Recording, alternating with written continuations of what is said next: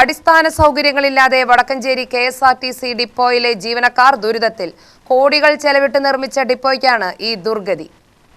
58 ഡ്രൈവർമാരും 54 കണ്ടക്ടർമാരും 18 മെക്കാനിക്കുകളും 7 ഉദ്യോഗസ്ഥരും കയറിയിറങ്ങുന്ന വടക്കഞ്ചേരി KSRTC ഡിപ്പോയിൽ പ്രാഥമിക ആവശ്യങ്ങൾ നിർവഹിക്കാൻ പോലും ശുചിമുറികളില്ല. ഉണ്ടായിരുന്ന 3 എണ്ണവും അടച്ചിട്ടിരിക്കുകയാണ്. ഇതുമൂലം സ്ത്രീകൾ ഉൾപ്പെടെയുള്ളവർ ഏറെ ബുദ്ധിമുട്ടുന്നു. ശുചിമുറിയില്ലാത്തതിനാൽ ജീവനക്കാർ പറമ്പിലും അടുത്ത വീടുകളിലും സ്ഥാപനങ്ങളിലുമാണ് അഭയം തേടുന്നത്.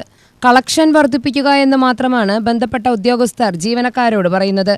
അവർ ആവശ്യങ്ങൾ പറഞ്ഞാൽ ഫണ്ടില്ലെന്ന പതിവ് പല്ലവി ആവർത്തിക്കുന്നു. 3 ആഴ്ചയായി ഇവിടെയുള്ള കുഴൽക്കിണറിലെ മോട്ടോർ കേടായിട്ട്. ഇതോടെ ശുദ്ധജലവും കിട്ടാനില്ല. സ്ഥിരം രാത്രി താമസിക്കുന്ന 10 ജീവനക്കാർ ഇതോടെ ദുരിതത്തിലായി. വാഹനങ്ങൾ കഴുകുന്നതിന് പകരം തുടയ്ക്കുകയാണ് ചെയ്യുന്നത്. രാത്രിയായാൽ ഡിപ്പോയും പരിസരവും ഇരുട്ടിലാവും.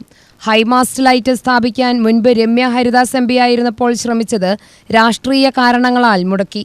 പുലർച്ചെ 4 മണി മുതൽ രാത്രി 12 മണി വരെ സർവീസുകൾ നടക്കുന്ന സ്ഥലത്താണ് ഈ അവസ്ഥ. ഡീസൽ അടിക്കാനായി ദീർഘദൂര ഓട്ടം നടത്തി വരുന്ന ബസ്സുകളിലുള്ളവരും ഇവിടെ എത്തിയാൽ വട്ടം കറങ്ങുകയാണ്.